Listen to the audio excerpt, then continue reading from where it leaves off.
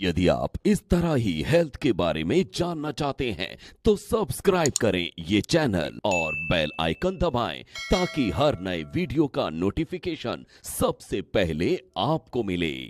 Hello friends, आपने कई बार देखा होगा कोई बीमारी नहीं है लेकिन उसके बाद भी हमें खांसी रहती है, तो उसके कारण क्या होते हैं।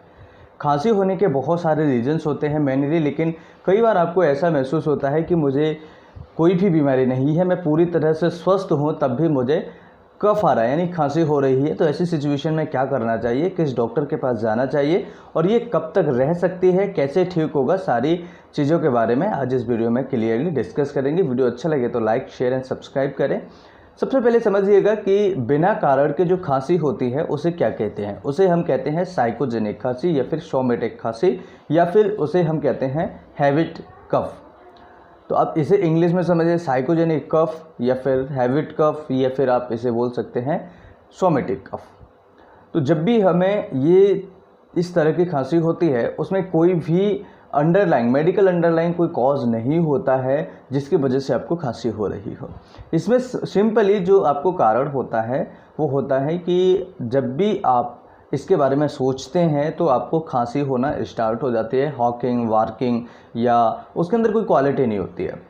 हॉकिंग वार्किंग होगा ज़रूर, लेकिन उसके अंदर खांसी की जो क्वालिटी होती है वो खांसी की क्वालिटी नहीं होगी।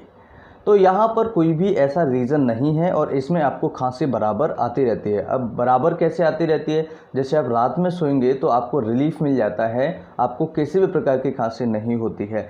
लेकिन अगर कोई बीमारी की वजह से खांसी है तो आप देखेंगे कि आपको चाहे आप सो जाएं, चाहे आप जाग रहे हो, लेकिन खांसी आपको बराबर परेशान करती रहेगी अगर किसी कारण की वजह से खांसी है तो। और अगर बिना कारण की यानी कि साइकोजेनिक कफ है तो आपको ये जो खांसी है वो रात में बिल्कुल भी नहीं आएगी। जब भी आप जागेंगे उसके बारे में सोचेंगे या फिर आपका दिमाग वहाँ चला जाएगा, या फिर आपको थोड़ा बहुत दिन में आपका दिमाग वहाँ चला गया खांसी पर, तो आपको खांसी हो जाएगी। इसे हम साइकोजेनिक कफ बोलते हैं। अब ऐसे कफ को ठीक करने के लिए कोई मेडिसिन की ज़रूरत होती है। ऐसे कफ को ट्रीट करने के लिए बेसिकली साइकेट्रिक या साइकोलॉजिकल बेसिस पर ठीक करने की ज़रूरत होती है। यानी कि हमारे ब्रेन के अंदर, हमारे दिमाग के अंदर कुछ या तो ऐसा फियर बैठ गया है या एंजाइटी टेंशन, हम डिप्रेशन के शिकार है हम, जिससे हमें इस तरह की प्रॉब्लम आ रही है।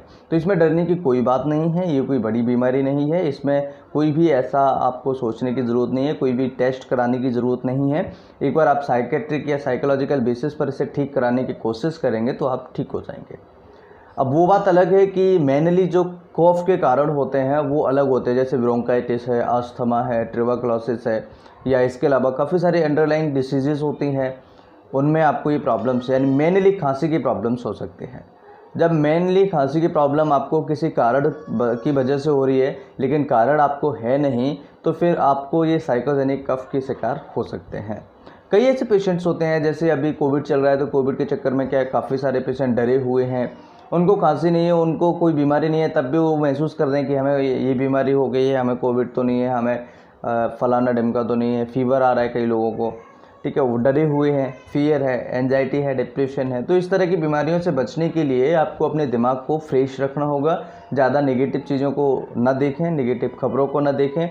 जैसे मान के चलिए आपको फिर भी अगर ट्रीटमेंट की बात करें तो यहाँ पर योगा कर सकते हैं, आप मेडिटेशन कर सकते हैं, जिससे कि सुबह सुबह आप इसे करेंगे तो आपका दिमाग जो है, आपकी बॉडी जो है, ये सारी चीज़ों से दूर होती चली जाएगी। मैं 101% श्योरिटी से आपसे कह सकता हूँ, जो लोग योगा मेडिटेशन करेंगे उनकी ये जो साइकोजेनिक कफ होता है वो विदिन 7 डेज़ में ठीक होने लगेगा। अब जो लोग नहीं करते हैं, आलस करते हैं, वो एक बात अलग है, लेकिन योगा मेडिटेशन करने से, डीप ब्रीदिंग करने से इनका जो साइकोजेनिक कफ होता है वो ठीक हो जाएगा 101%। विदिन 7 डेज़ के अंदर उनको आराम मिलना स्टार्ट हो जाएगा। एक बार आप ज़रूर ट्राई करें, कोई भी मेडिसिन लेने की ज़रूरत नहीं है। अब अगर आपको पैसे ही खर्च करना है तो आप किसी भी डॉक्टर के पास जा सकते हैं। आई होप कि वीडियो आप सभी के लिए बहुत ही हेल्पफुल होगा। वीडियो अच्छा लगे तो लाइक, शेयर एंड सब्सक्राइब करें। नमस्कार, thanks for watching, have a nice day, जय हिंद। यदि आप इस तरह ही हेल्थ के बारे में जानना चाहते हैं तो सब्सक्राइब करें ये चैनल और बेल आइकन दबाएं ताकि हर नए वीडियो का नोटिफिकेशन सबसे पहले आपको मिले।